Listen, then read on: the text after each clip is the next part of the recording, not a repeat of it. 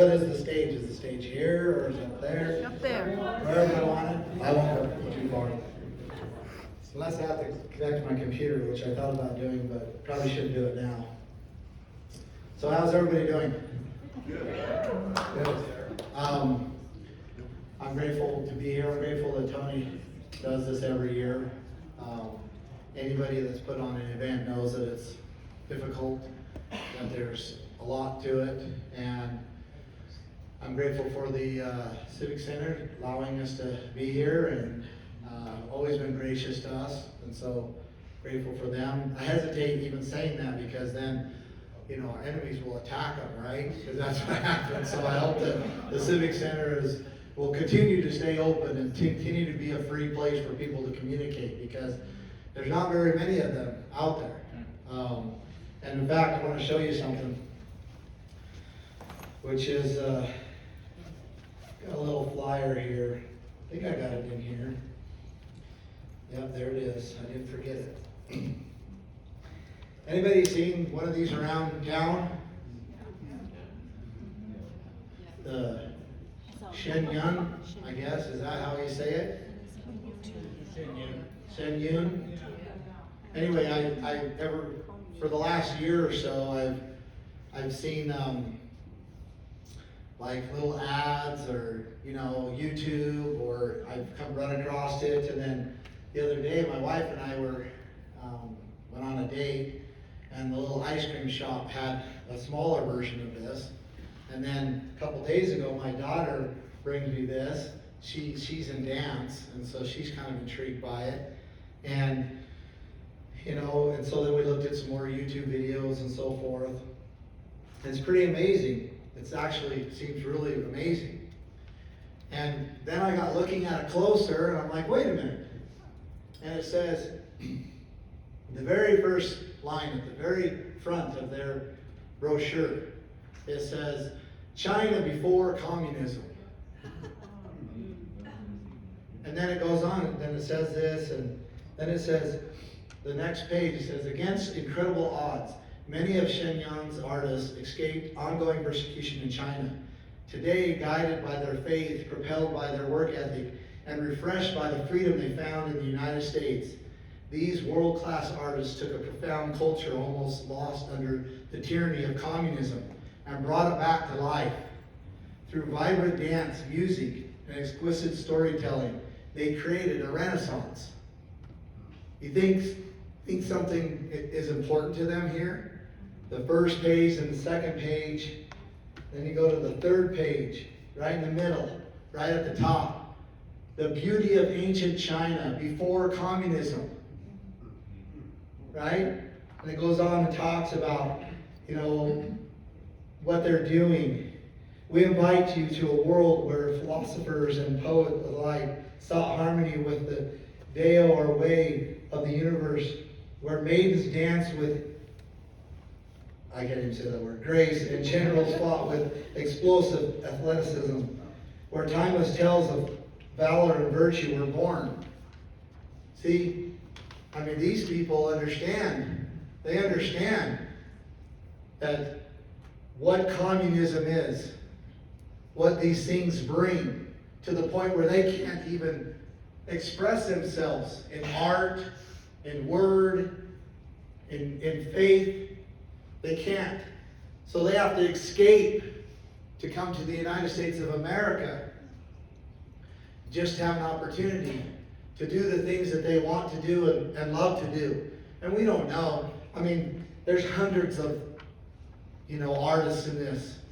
And I'm sure directors and trainers and producers and, I mean, seamstress. I mean, it's amazing production. And if they have a unity, which it does seem they do, of the culture of trying to be free, trying to worship. One of the things it does mention is that of their faith, and they're wanting to express that. And you know, it's very clear that they value the liberty that they have been able to receive here in the United States. So my wife and I wanted to go to it. thought maybe we'd bring our daughter and we go, because Boise's November 2nd through the 3rd in the Morrison Center. And I go online, I'm looking, we're all excited. Then there's a little thing that says COVID regulations. And I click on it, and masks are required. Well, when I was when I was little, and I don't know where I got this idea, but I used to believe that, well, not used to, but I thought that anybody who wore a mask, because it seems like the only place that was doing it was China. I don't know why I related that. And I thought, so therefore I thought that when you wear a mask, it was something to do with communism. Well, guess what? I still believe that. But I mean, I really did believe that. I really thought that, there's something about them having to wear masks. Why do they wear masks? Oh yeah, they have a large population, but they also have a huge, area of land, and I related the two together, and I still do. What's that? They have very polluted air. Yeah, they do. They have very polluted air. It's, the cities are pretty congested. But you can see the difference. But are we now becoming what they are? I think the answer is clearly yes. Are we what they are? I don't think so, because we would still be, because we're here. We're here, right? We're still able to meet. We're still able to express, whether we all disagree or not, or agree or not, right? We might disagree, but we can still do that here. And so it's not the same. Communism, by word, means what? What's that? It has the root word of community in it. Community, yeah. Common. And it becomes, all things become common. Your property becomes common. Your liberty becomes common. Your life, your body becomes common. And the opposite of that is liberty to me. Freedom. Because what is freedom? Let's talk about that. Give me feedback. What is freedom? What is freedom to you? Liberty of conscience, hereby secured. Okay, say that again. Liberty of conscience, hereby secured. Okay. Think for yourselves. Think for yourselves. Okay. Yeah, I would have to agree with that. Your mind. I do absolutely agree with that. Back here, then right here. Free agency. Free agency. Do you want to express it? What do you mean by that? To God given right. And to be able to act on it? Yes. Okay. So right here. So freedom, let's split it apart. It's freedom. Oh no. Do- Oh no. Here domain. goes Kirk. Oh no. Dominion. No. Go ahead, Kirk. Dominion. Genesis 1. God gave man dominion over the land, the air, and the water.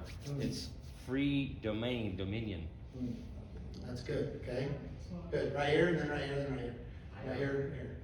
What the ability to be able to peacefully assemble, the ability to travel to different places, to be able to assemble, to not have the government be like, hey, first please, just to go over state lines or to go to events in public places that we pay for, and you talk about dominion over land. I mean, the property tax that you promised to abolish basically says is the government's way of owning what we have dominion over. That's not right. But that communism doesn't recognize that human nature. It defies human nature. Communism does. It's against human nature in itself. Communism. Absolutely. Right here. Do what I want without affecting someone else negatively. Okay, that's really close to my definition. I'm gonna hone in on that. But before I do that, let's go here, and then here, and then we'll go one more, and then I'm gonna take back the floor. So let's see, right here. Freedom is the ability to do what you know to be right. I love that, and the ability to do what you know to be right. Yeah, right here. To act as necessary and proper when somebody violates your rights. Yep, exactly. Right here. Yep. That you're a king or a queen on the land, that nobody has higher dominion over yourself, or your body, your thoughts, or your conscience, and that as long as you do no harm to others, provide life, liberty, pursuit of happiness, and never take that away from anyone else, that we all just get to flourish in that realm.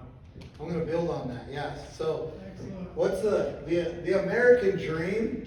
You know, we're kind of led to believe that the American dream is to come to America and get rich, right? But you know that that's not the American dream. That's not what the American dream was. The American dream was that it was the only place in the world that you can go and own your own land. You could be your own king, right? Otherwise, you had to be a serf on a lord's land or a king's land. You couldn't own it. You had to just live on that land, and if they allowed you and granted you those permissions, then you would be able to survive, and if they didn't, you wouldn't. But America was where you could come over and actually own the land, just like the lords and the kings owned the land. And you were your own king with your own castle. And no one had a right to come onto your land and tell you what you could or could not do with it. That was the American dream. That was freedom. Why? Because what's been said here, freedom to me, and it's been defined very closely, but is the ability or the right to be able to do whatever you choose to do as long as you do not infringe upon somebody else's right. So let's apply that. Let's apply that to land, to private property. Freedom on your land, on your property is what? Be able to do whatever you want to do as long as you don't infringe upon your neighbor, right? That's freedom. That's freedom. Let's not forget what it is. Let's define it so that we understand it, so that we can stand for it. So does that mean, oh my goodness, Ammon, what are you saying? Are you saying that the city can't force you to get a permit to build? Well, it's not freedom if they do. That's right. Now you have different types of lords. You have different types of kings that are telling you what you can and cannot do on your land. And no matter what you say, whether you like it or not, because it creates really nice, tight communities, right? With the grass that much, and no seeds, no weed seeds, right? Because you got somebody patrolling. Well, that's the opposite of freedom. Like it or not. I'm not saying let's get emotional about it. I'm just defining freedom, right? And if we are to be free with our property, then we should be able to do and say what we want to do with it as long as we don't infringe upon our neighbors. Okay? Now, what about freedom of speech? What does it mean? Right? Let's follow the same thing. Be able to say whatever, I dare to say, whatever I want to, as long as I don't infringe upon somebody's rights. And I don't know how you define that with speech, right? They say that there's hate speech, they say that all these things, right? But I don't know about that, because freedom is be able to do whatever you like as long as you don't infringe upon somebody's rights. So, maybe with your speech somehow you could infringe upon somebody's rights. I think that's hard to define. But maybe that's possible, I don't know. It's pretty hard, right? No, it's called libel and slander. Yeah, okay, there's probably some. So, but do we understand freedom, right? Okay, what about free trade? What about to trade with each other? Right? To be able to trade with whoever you want, whatever you want, as long as you don't infringe upon your neighbor's right. That's freedom. All of these things that I'm talking about were things we were able to do in this country, especially from basically our independence, clear up until the 19th century, or the 1900s, I should say. But there's some argument of space in there. And it is what propelled this country and the United States of America into the most wealthy, prosperous, free place ever in the history of the earth. Right? That's what it did. Why? Because guess what? We were able to freely trade with each other. We were able to freely invent things.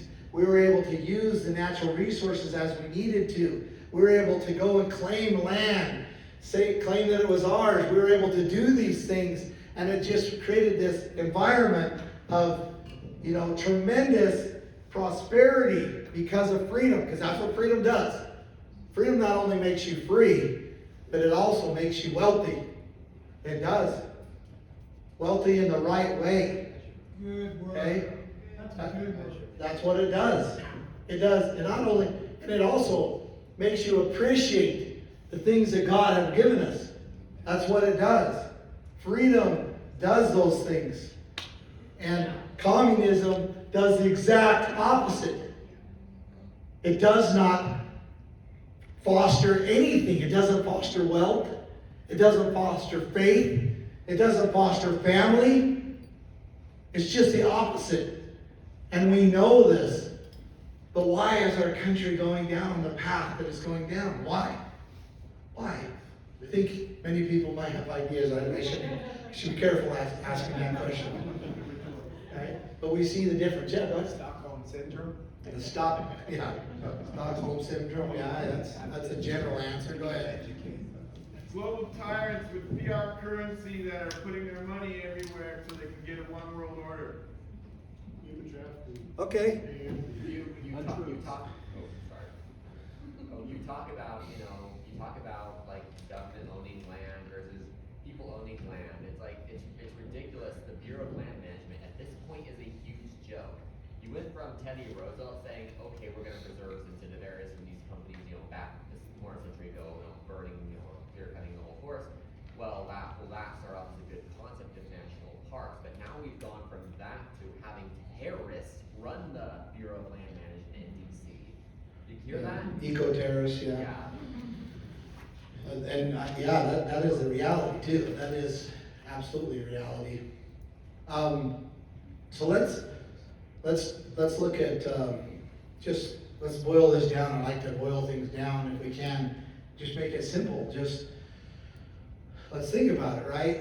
If we have the right to life, which does anybody disagree? I mean, we have a right to live, right? Then that would mean that we have to have a place to do it. Right? I mean, we have to have a place to live. Does that mean that we have to always be living on somebody else's property? Or should we be able to have our own place to live? Right? And we know that if you don't have your own place to live, then you can't be free. You can't. And the founders understood this. They also knew that you can't pursue happiness without property. In fact, they almost replaced pursuit of happiness with property. It was like a debate, and they decided, well, pursuit of happiness is probably the better way to go, but clearly understanding that you can't pursue happiness without property rights, without having property. That makes sense, right? Because if you're always, let's say your homes, right? That's where you go where you're most comfortable. That's where you go where you have the most, you're supposed to feel the most peace. That's where your refuge is, right? Well, imagine if at any time somebody else somebody who is foreign could just come in your door and just take you or take your property or inspect you, right? That's what the boundary of private property was supposed to be. You're not supposed to come into my refuge, my home, my peace. Come into my space. I'm supposed to be protected there. Why? Because I have a right to pursue happiness. And I have a right to liberty. And the founders understood that you cannot have liberty or the pursuit of happiness without having a place to live, and they called that property. And so that was absolutely necessary to protect. And that's why the Constitution and the state constitutions are all about protecting that right. Because God gave us our life. He created this earth, this beautiful world for us to live in. And He placed us on it. And He created basically these natural rights where we can go and find a place to live. Find a place to live. knowing that it was necessary for us to progress in this life, to be happy, to have families, to produce so that we can provide a living for ourselves. What do you say? By the sweat of our own brow, right? By the sweat of our brow. Not the sweat of somebody else's brow, by the sweat of our own brow, which is another piece of private property rights, right? We do not have a right to live by the sweat of somebody else's brow. So we're living here on this earth, right? And we are needing a place, and we look at Idaho. I like to look at Idaho. Well, Idaho, as you mentioned, 63, or I don't think you mentioned the number, but we're 63% federally controlled. The land mass in Idaho is controlled by the federal government, 63% of it. And it's 72% of the subsurface mineral rights. So all the natural minerals. Well, I mean, what does that do to a people? What? Yeah. Yeah. So one is we have a affordable housing crisis going on right now. I mean, is anybody in this room looking for a house? Anybody's there? That's it? So you're looking for, are you guys being shy? I have several stolen that I'm getting back. Okay, good. Is there, I mean, think about it. So I have a daughter who just turned, well, she's 19. She just got married a couple months ago. And, which is weird to think, with my oldest daughter. And they're going to school, and they got a little apartment, and so they're okay right now. But sooner or later, they're going to want to get a home. And when you look at the wages of Idaho, and then you look at the home expense, land and home, they don't line up at all. So she's literally looking at the possibility of never ever being able to own a home in Idaho. Imagine that. Never being able to have the peace that you have in your own home. Never being able to grow a garden that's actually yours in your soil, in your land. Never being able to decide that they're going to have this and on their property. Simply because of when they were born. Because of the circumstance that we're in. Right? That is a reality for my daughter. And a reality for many, many other people. The only way you can afford to own a home in Idaho right now is if you brought money from out of state, or somehow you won the lottery, or maybe there is wealth in Idaho, but typically the odds are against you. And why? Because we have one body controlling 63% of the land. And we have one body controlling 72% of the mineral rights in Idaho. And so it's a problem. So it's a huge problem. It also causes other problems. So some of the other problems that it causes is the number one industry in Idaho is what? Agriculture, right? And where are we building these really expensive homes on? On the farmland, right? Well, okay, that makes completely sense, right? Our number one industry in Idaho is agriculture, and yet we're building on our agricultural land. Hundreds of thousands of acres. I mean, I drove from Emmett, and I passed at least two, I think three, the one was kind of questionable, but two, I know for sure, that had signs right next to big fields saying that this is their code and this is what they're doing, and and they're getting ready to develop homes on that agriculture land. Well, you can't get that back. I'm telling you, you cannot get that back. You go and put, utilities in it, you put gravel in it, and you do all that you do to build. You put, concrete and rock and whatever, and now you have ruined this agriculture land.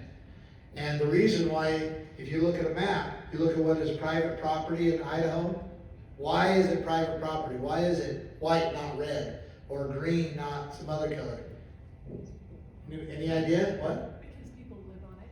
Yeah, well, it was the most fertile land. It was the land that you were able to develop for agricultural land. And now we're building houses on it. Why? Because we can't build out. We have to build on our agricultural land because that's the only land that the federal government is allowing us to build on. It's a huge problem that we have.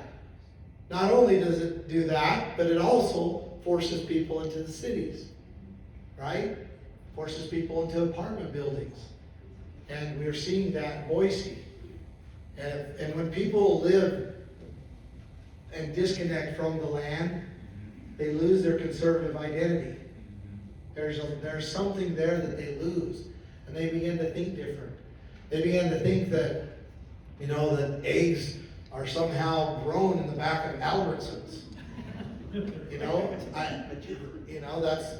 might, oh yeah, of course, eggs come from chickens. They think eggs come from chickens. They never experience that, right? But really, eggs come from Albertsons.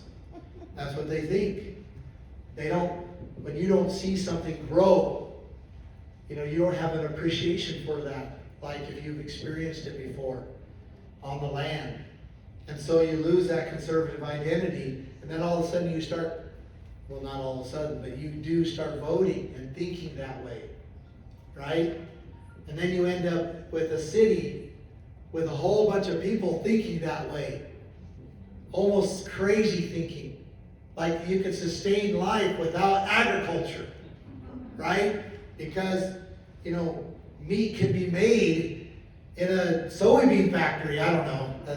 Because, at least soybeans grown from the earth, right? So, there's a complete disconnect there. And then they keep building up because the land isn't available to them. They keep getting more dense and dense. And you end up what I call the Hunger Games syndrome, right? The Hunger Games syndrome, where you have the capital city, and it's controlling and politically controlling, and they got the districts out there just feeding them, and they all think that the food just comes from the vending machine or the grocery store, and they're just playing their little games, dressing up all weird. Men are wearing makeup, right? They got the Hunger Games syndrome. Well, guess what's happening to Idaho? We're on the verge. We're on the verge of the Hunger Games syndrome happening right here in Idaho. Well, what happened in Oregon? The same thing. Washington, all throughout California, Nevada, New Mexico, Colorado. Look what happened to those places, right? The very same thing happened to those cities, or to those states, because of those cities, because they were driven to the cities.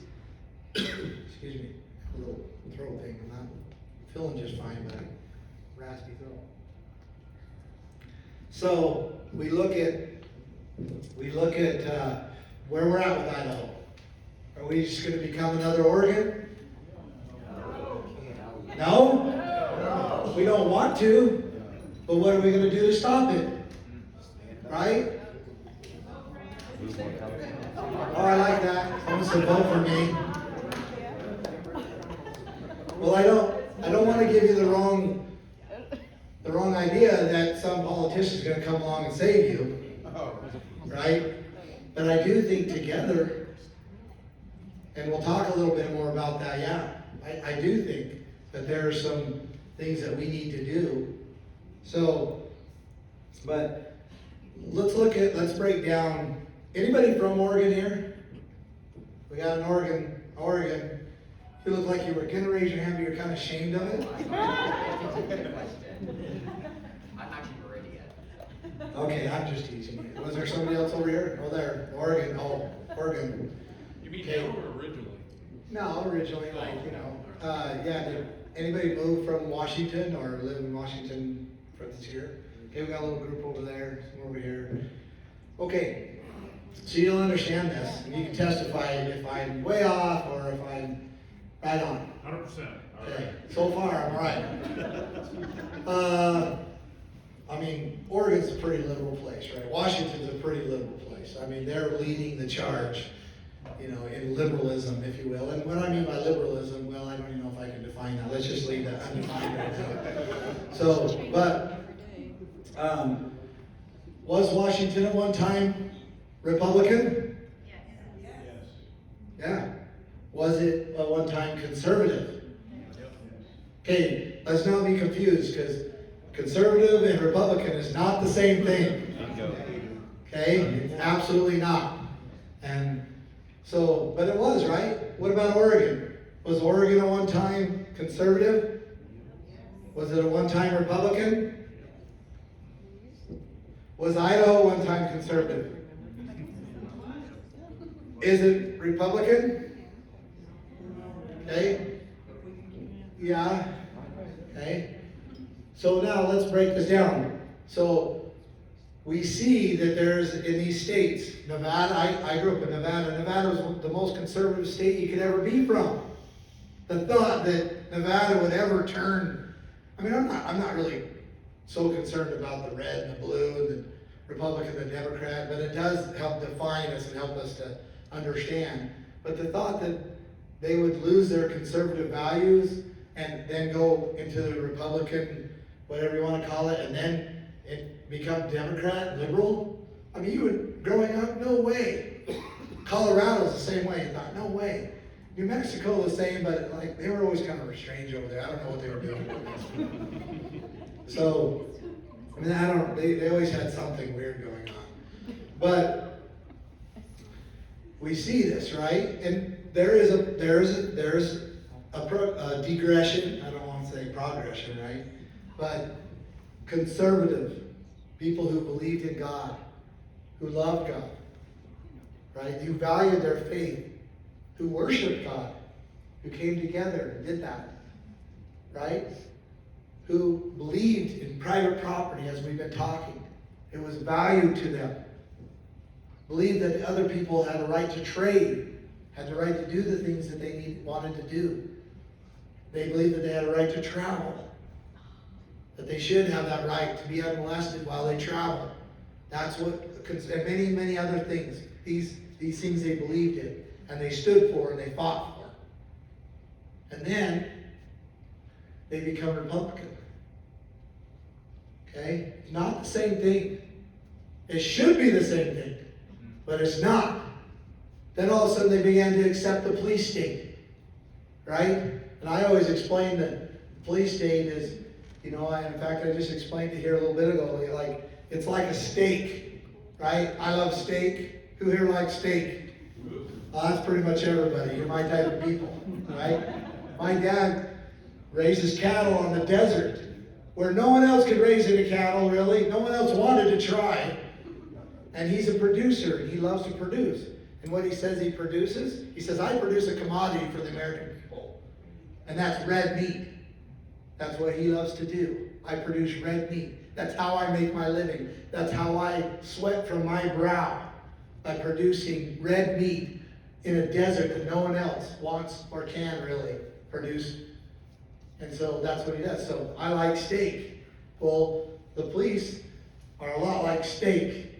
And that is, you have this beautiful steak. I shouldn't say they're a lot like steak. They're more like you got this steak that's really good.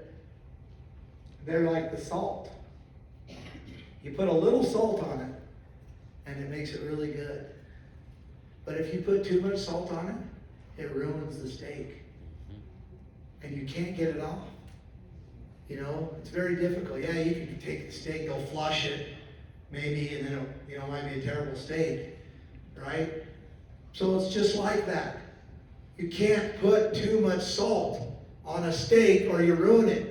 And if steak is the liberty, if steak is our lives, if steak is what we have here in the United States, private property, then what ruins it? You put too much salt on it and it's no good anymore. But if you got a little bit, and what is that little bit? You know, maybe a county sheriff coming over and checking on you.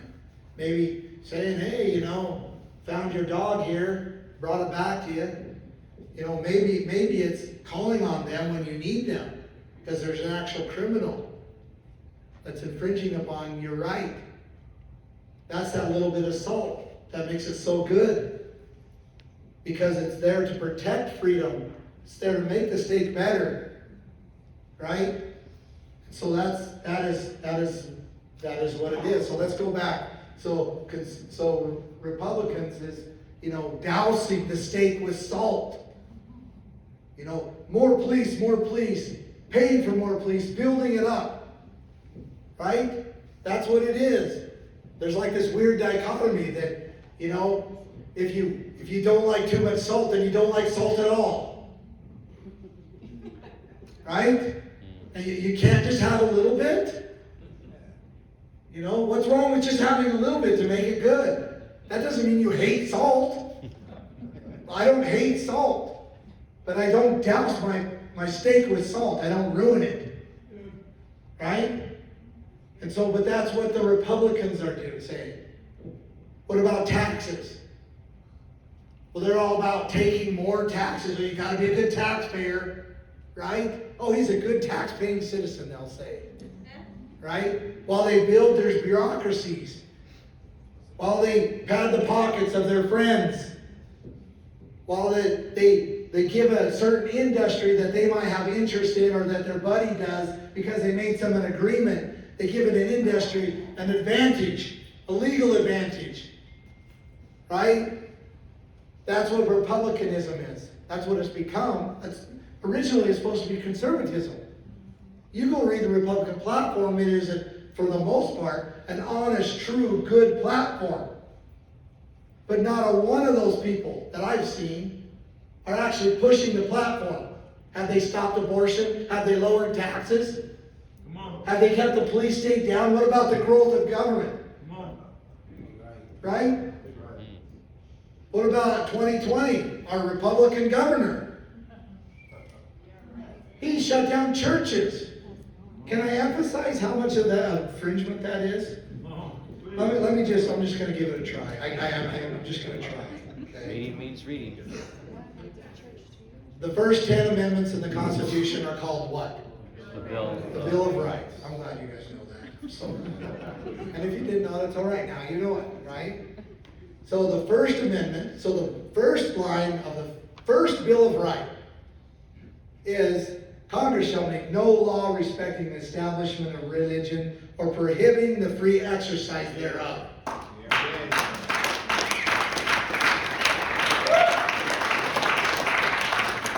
Okay, I'm not done. I got the Idaho Constitution. Right? Article 1, Section 4. So it's on the first page. The exercise and enjoyment of religious faith and worship shall forever be guaranteed, and no person shall be denied any civil or political right, privilege, or capacity on account of his religious opinion. Okay, now isn't that beautiful? Read Now listen, read that next little bit right there. Okay, thank you. He said read the next little bit, and I agree. But the liberty of conscience hereby secured shall not be construed to dispense with oaths of affirmation or exercise acts of, I can't even read this thing.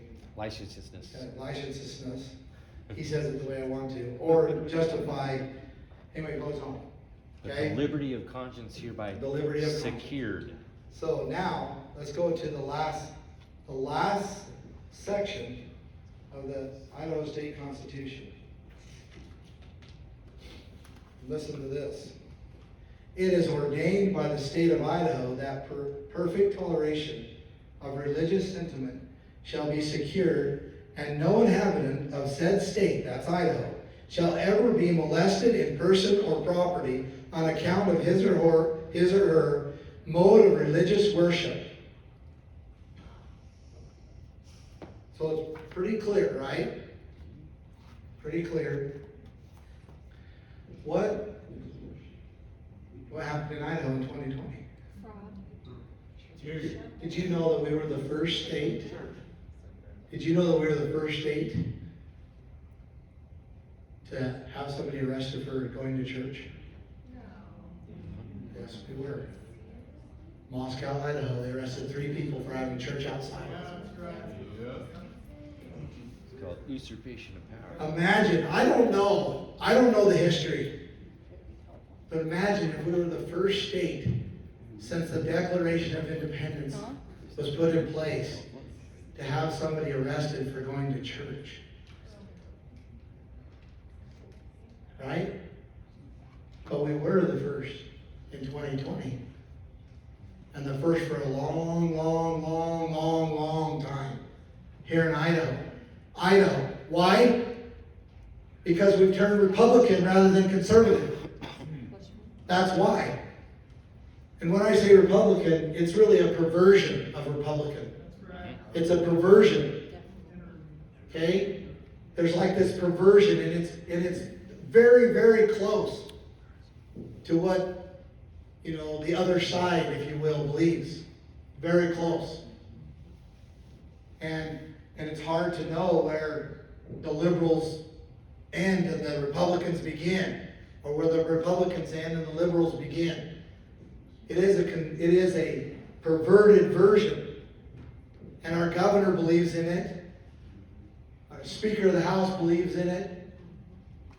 Most of the government believes in it. I could go on. Many, many legislatures, believe in it.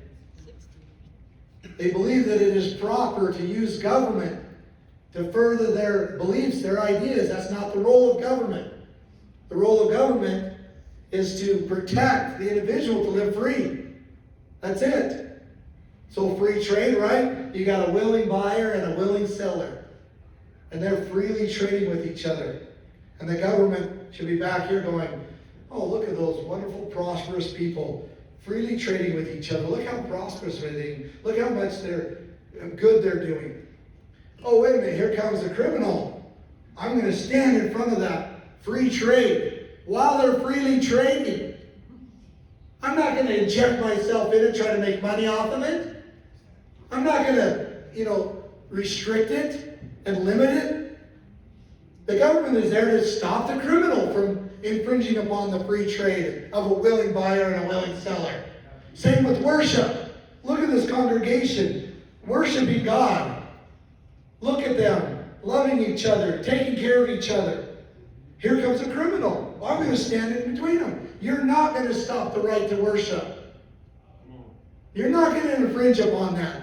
And that's the role of government. Not to involve itself in it. Not to make a state religion. Not to restrict it. Not to say you have to have mass. You can't get together and worship. That's just opposite. It's opposite. And that's what we're becoming. That's what we're turning into. And we have a decision to make in Idaho. Is Idaho going to be conservative or is it going to be Republican? Is it going to be conservative or is it going to be liberal? Is it going to be conservative or is it going to be Democrat? Right? That's the choice we have to make. And I believe that most people in Idaho still understand what it is to be conservative. That it is to be able to worship God how we want, when, where we choose. That it is to freely trade with each other. That it is to travel.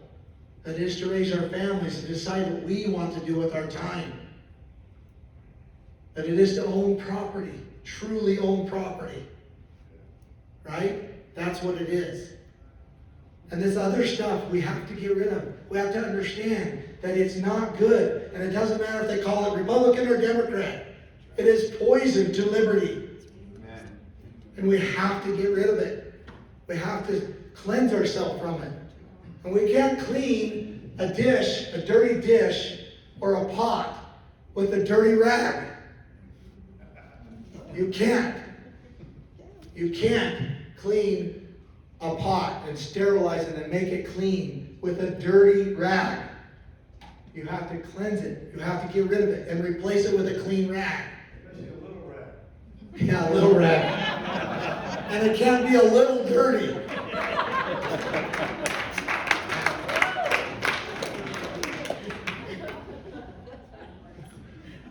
So, we have a lot of work we have to do.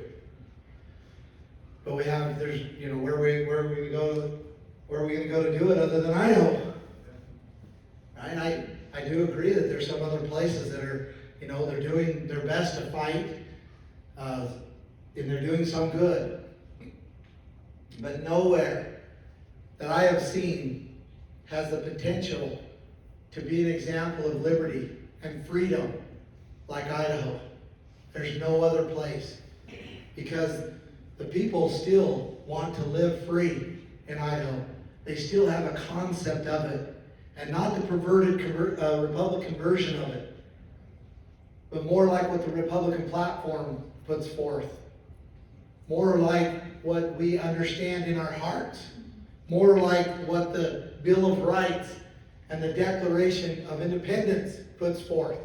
That's what we believe here in Idaho. And you know what? The rest of the world calls us crazy, calls us radicals. The Idaho Statesman says that there's this, movement of far right-wing act, whatever they call it, that's building in Idaho. Yeah, that's called freedom. Let's be proud of that. And the 12.5 subscribers that subscribe to Idaho Statesman, well, they're never going to subscribe to freedom. They're always going to vote for Little or somebody else, right? So we're just going to ignore them, right? And they can keep putting ads on their website so that they can get money from another way rather than subscriptions, right? When you go to the Idaho Statesman's website, it's like, golly, I thought I was going to, some salesman's website where they're trying to sell me all these gimmicks and everything. There's like these pop-ups and there's these scroll downs, and this is supposed to be a newspaper, but they can't make money selling subscriptions to their garbage, so they gotta convince somebody that they're selling something and they can give ads on their website. That's how they're making their money now. That's how they're surviving. Some wealthy person from Mass State is pumping money into the state's bank. Yeah, I imagine that's going on The too. numbers don't add up with how much money they make in Idaho. Well, anyway, we have to stop thinking that they're the ones that are controlling the narrative. They're not. They're not controlling the narrative. In fact, I'll prove something here. Let's see, we got a pretty good group here. But anyone who is subscribed to the Idaho Statesman, raise your hand. That is subscribed to the Idaho Statesman. Raise your hand. Okay, I said I was going to prove my point. Now, how was I so confident that none of you would raise your hand? I know a few people. Wendy, would you explain how I'm so confident that I had no one raise their hand? Ammon's asked that question to groups all over the state, and we have not had one person raise their hand. Not one. Hundreds and hundreds of people. It's clear full of people, just like this, but clear full. And I asked them, not one hand. I even asked the whole group that was in the Boise Amphitheater, at the Boise State Amphitheater. Boise State University, right downtown. Not one person raised their hand, right? And yet we get all worried. Oh, look, what are they saying? What are they saying about Ammon Bundy? Oh yeah, people can't read anymore. So yeah. So well, that's why a lot of their articles are like 3 or 4 sentences long, because people can't write either. So, but we should not let ourselves believe that they are controlling the narrative. If we do, then we're allowing them to control the narrative. Because they're putting out propaganda, lies. They have an agenda. They have an agenda. And we might come across it, and if we could get the first 2 sentences before they require you to give your email, then we think, oh no, they're really influencing everybody. Oh no, Ammon could never be elected. He's unelectable because the Idaho Statement said so. Yet we meet with people every night almost, all over Idaho, changing minds, helping people understand that we really believe in Idaho the same thing. That most people believe the same thing. Yeah, there's these small groups, and they're pretty vile. And they're really mounting a defense, they think, right? But the reality is Idaho wants to be free. The people of Idaho want to be free. They want to be left alone. They don't want to be extracted with, and have to pay somebody just to live. They want to be able to live on a piece of property, have peace on it, raise their family on it, to worship. They want to be able to go and produce and receive return from the fruits of their labor. They want to do this. That's what they want to do. And they just want government to be the good little salt on them. Just a little bit of salt. They don't want it to be too much salt. That's what we want. And so I'm giving people a choice. I'm giving them that choice. That's what I'm offering. Maybe I can articulate it well, maybe I can't. But I'm giving people the choice. Do you want a little bit of salt? Or do you want to be doused with so much salt that nothing tastes good anymore? I don't want that. I don't want to pass it on to my children. I want my children to taste good steak with a little bit of salt. I can't stand the thought of my children not being free like I have been. I've enjoyed so much freedom. I grew up on a ranch. I enjoyed just so much freedom out there. And then I was able to, go and learn a little bit, went and served the Lord on a mission. Then I went, started a business, and I was actually in an industry that wasn't very regulated. Believe it or not. I don't know how. Probably because they couldn't get anybody else to do it if they were. But it wasn't really regulated, so I enjoyed a bunch of freedom in business. When I had ideas, I could just apply them. I didn't have to get permission. And I created wealth because of that. I became pretty influential, and I actually got to the point where I had both time and money. Which is hard, because usually if you don't have time, if you have time, you don't have money. And if you have money, you don't have time, right? Well, I was actually in a position where I had a little bit of both. And then our life was awesome. It was awesome. Because why? Because I was able to experience freedom. I was able to just have a little niche and be in an industry that wasn't really regulated. And so I was able to have both. And then I took it and went further and built some software and built another company, which actually was not a very regulated industry as well. I was able to kind of further that. I was able to employ hundreds of people, deal with all kinds of money. It was a great blessing to me. I felt that America was the best place in the world. I still feel that way. And then 2014 comes around. And I watch literally this army come down on my father's ranch. Been there for 138 years at that time. 5 generations since 1877. We're holding the deeds from the state of Nevada, going, look, this is our property. The federal government would say, we don't give a damn. Literally, we don't give a damn. My dad says, well, you're not taking it. And they say, well, we're going to take it anyway. My dad says, I'll do whatever it takes. I will do whatever it takes to preserve my heritage, my livelihood.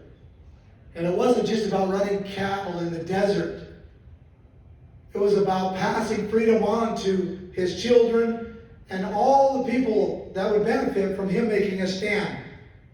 That's what it was about. It was not about him being able to run cattle in a desert. He could have picked up those cattle, sold it. He could have made trades. He could have sold his water rights and his grazing rights. He could have sold those. Even the government offered him a bunch of money. And he could have gone somewhere where it was way better cattle country. Way better. But he chose to stay there. It was where he wanted to stay. It's where his dad ran cattle and his grandfather ran cattle and his great-grandfather ran cattle. And it's where he wanted one of his boys, because there's not enough for all of us, but where he wanted one of them to raise cattle. Because that's what we do. We raise cattle. We produce a commodity for the American people on the desert, and it's red meat. And that's what he wanted to do. And so he said no.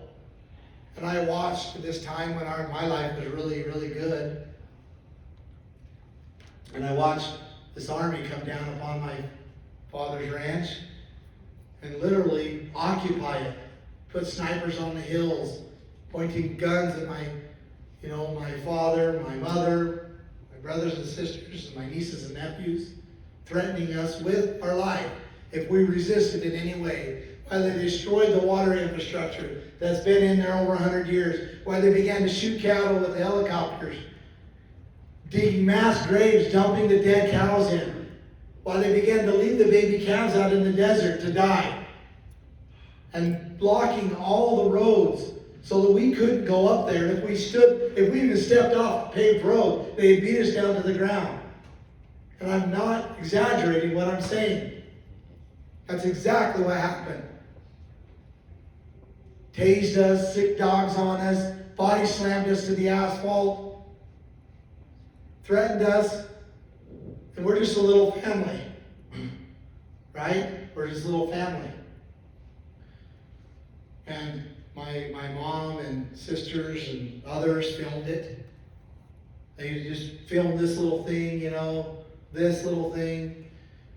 And they began to send it out there. And the federal government actually had, trained CIA agents with a counter narrative, with fake Facebook accounts, fake different accounts, trying to say that my family was lying about it. And I watched around a little kitchen table in the ranch home I grew up in. It's about a 1,200 square foot home. My dad didn't even have AC in his house until 2017. Right? And who knows where we're at in 2017? I was in federal prison with my dad. And my mom's like, this is a great time to get AC.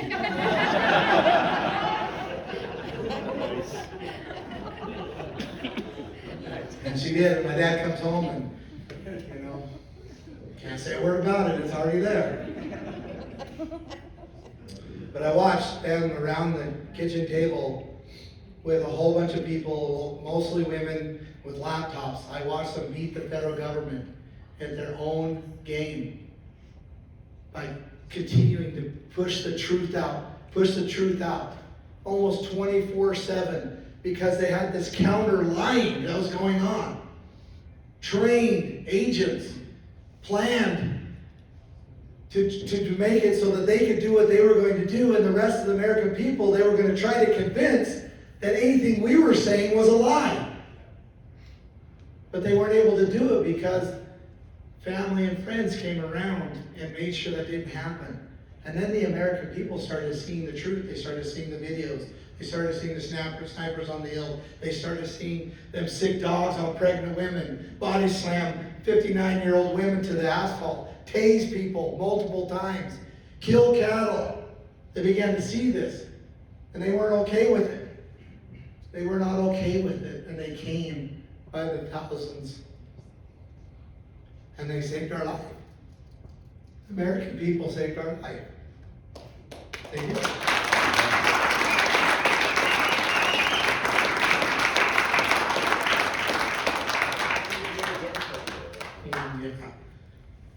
And through that, we watched literally the American people come together enough in such unity that they demanded that this wicked force, at one point was 213 armed federal agents, fully equipped, MRAPs, helicopters, all the equipment, all the arms, fully equipped. We watched the American people give them an ultimatum.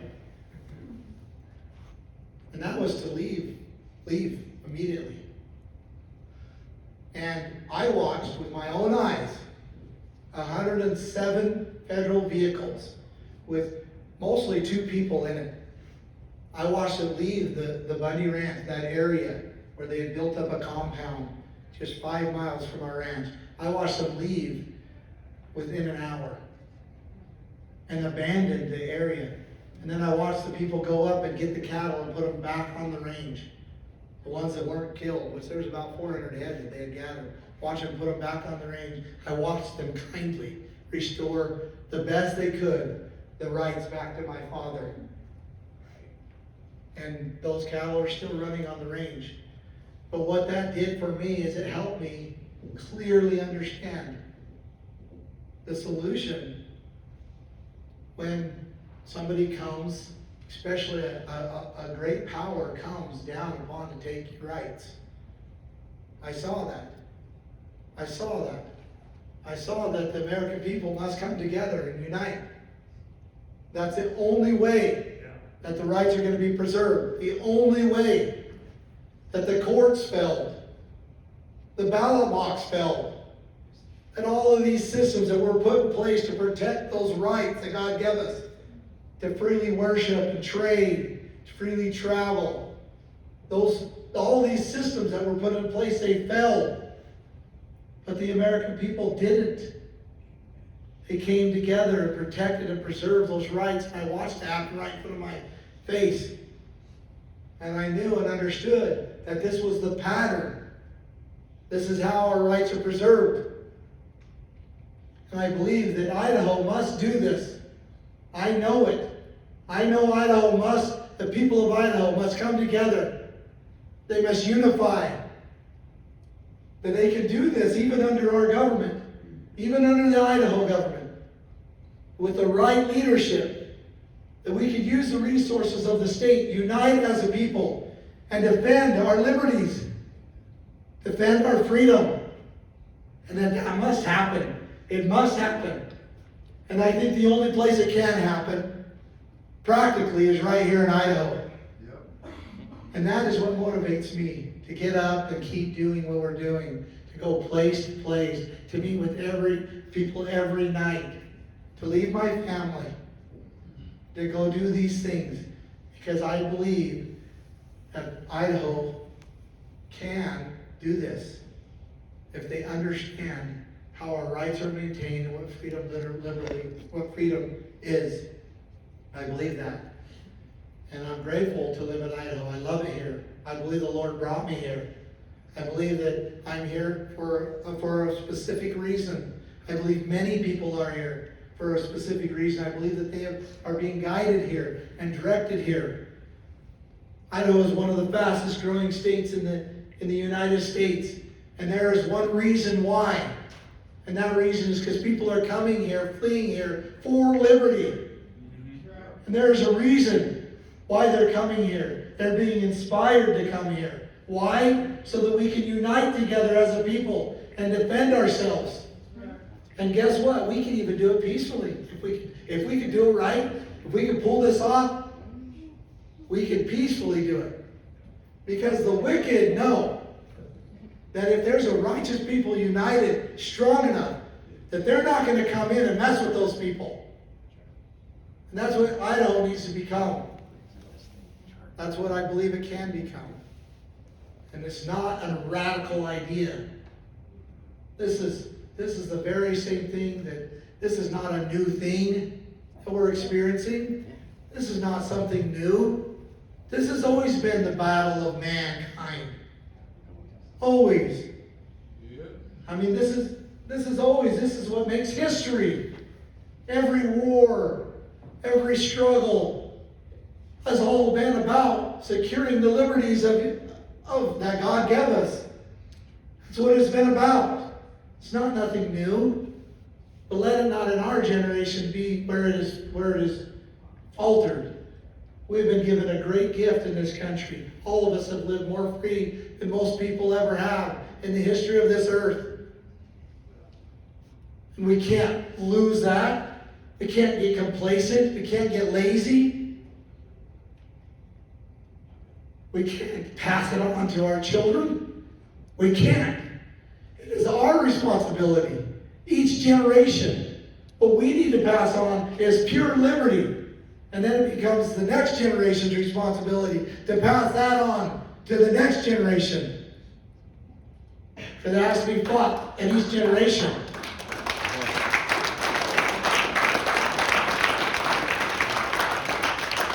So let's be vigilant.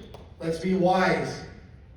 Let's take this vessel that we have called Idaho. Let's clean it with a clean rag. I thank you for your time.